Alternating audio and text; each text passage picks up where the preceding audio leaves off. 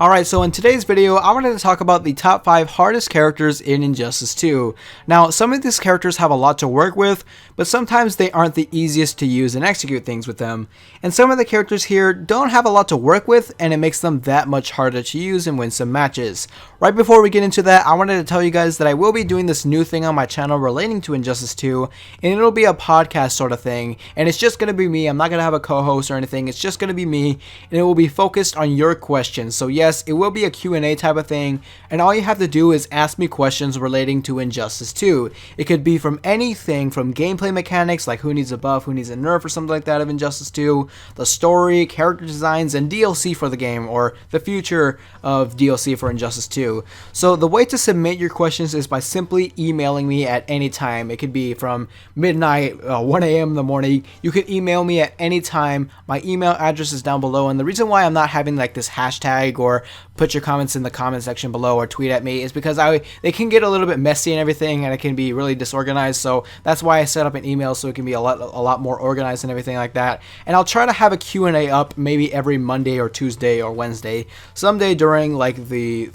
first 3 days of the week, if I get enough questions. So with that being said, let's get into the top 5 hardest characters in Injustice 2. So at number 5, we have Dr. Fate. I know a lot of you guys are going to go in the comments saying, but Dr. Fate is easy to use. All you have to do is zone with his projectiles. And while yes, that is easy to execute, you've got to think, once your opponent gets up close and like avoids your projectiles, what do you really have to work with? You basically have no really good combos. You basically have no combos. Everything is basically timing and positioning yourself to even hit your opponent, because he has like T-Rex arms, meaning he really doesn't have good range with his attacks. So you essentially have to be so close to like maybe even touching distance with your opponent to even get a hit. His standing 3 move is just useless. The damage isn't too bad, but it also isn't too great considering how much you have to work your ass off to do one. And the inputs aren't the easiest thing to do for a casual player. And yes, if you've been playing fighting games for a while, then it shouldn't be too difficult, but they are still not the easiest thing in the world considering his combos are very limited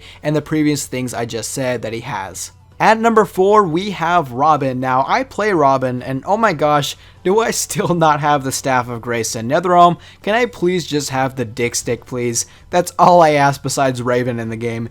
Anyways, Robin is an interesting character, but I think the main things that make him a hard character is his inputs and how slow some of them are, or most of them are, despite that you really have to be quick about what you're going to do to apply pressure. And on top of that, he's kind of an awkward setup character with his Bertarang trait.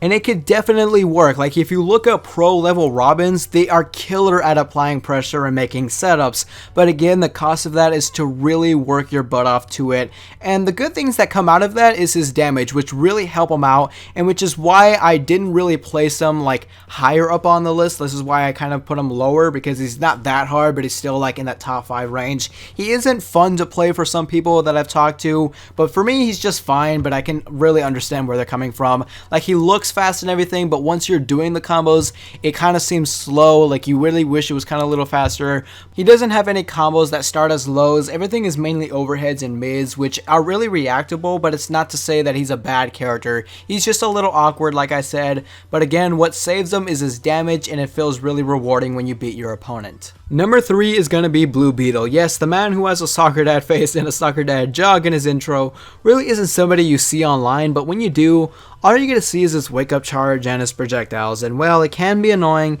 That's basically the best parts about him. His zoning is fairly decent, it's actually pretty fast, and his wake up is pretty good, but since he's a stance character, he loses a lot of things, notably his zoning game. He can't use his projectiles both in the air and on the ground, and against zoners, that's completely useless. Like his trait is completely useless against zoners. You're going to always have to fight against it with the projectiles you do have, and other than that, that really doesn't give him too much of an advantage, or it really doesn't help him out.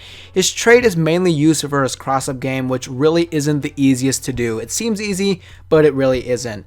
The process is just pretty difficult, and the outcome really isn't the greatest. The damage is what kills Blue Beetle for a lot of people, and I'm really surprised he didn't get a damage buff, or he's not going to be getting a damage buff anytime soon, which can be fine, I guess. Some people out there can get something to work for him, but that's not to say he's completely trash. Pro Blue Beetle players seem to really have something working with him, but the execution is just too much and the damage is just too low. Number 2 is going to be Captain Cold. I believe Captain Cold has the least amount of combo strength strings in the game, and none of them start as overheads or lows, which makes it extremely hard for a lot of close-up tools.